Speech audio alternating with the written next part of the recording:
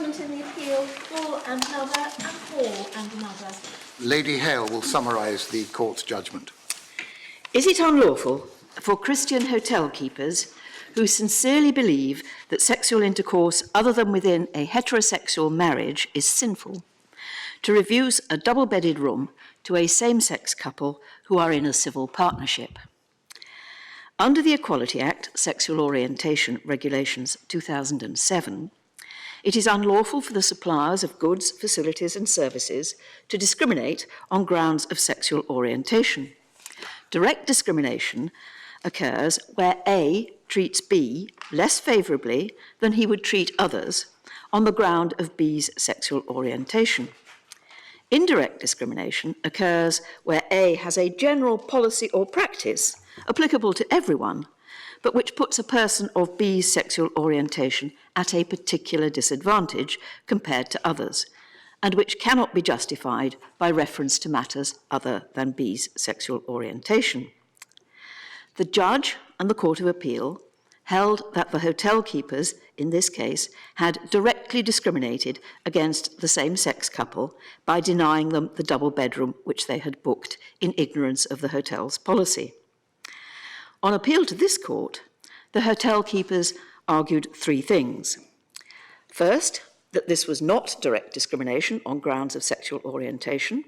They would deny a double-bedded room to any unmarried couple, whether of the same or opposite sexes, and indeed had done so to unmarried opposite-sex couples in the past.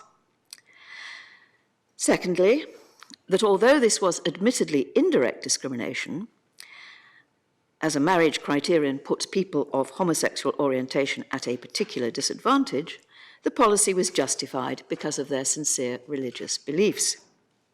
And thirdly, that to hold that there was unlawful discrimination in this case would be an unjustifiable limitation on their right to manifest their religion, protected by Article 9 of the European Convention on Human Rights. The Supreme Court unanimously dismisses their appeal. The justices all agree on two things. First, if this was indirect discrimination, it could not be justified. The purpose of the regulations was to ensure equal treatment for people of homosexual orientation. Parliament had been well aware of the controversy surrounding whether there should be a general exception for those who held sincere religious beliefs of the kind held by the appellants, and had come to the clear conclusion that there should be no exception for individual businesses, although there is a carefully crafted exception for religious organisations. Secondly, for essentially the same reasons, this was not an unjustified limitation on the hotel keepers' right to manifest their religion. It was a proportionate means of achieving the legitimate aim of respecting the rights and freedoms of the same-sex couple here. However, the justices disagree on whether or not this was direct discrimination. Lady Hale and Lord Toulson hold that it was direct discrimination because the hotel was not only discriminating against unmarried couples, it was also discriminating as between people who were married and people who were in civil partnerships. In the hotel keeper's view, marriage had to be between a man and a woman, so neither a civil partnership nor a foreign same-sex marriage would have counted. There was therefore an exact coincidence between the criterion which the hotel was applying and the sexual orientation of the people who were treated less, or correspondingly more, favourably. Lord Kerr also holds that it was direct discrimination, but only because the regulations expressly provide that marriage and civil partnership are not to be treated as a material difference in the relevant circumstances.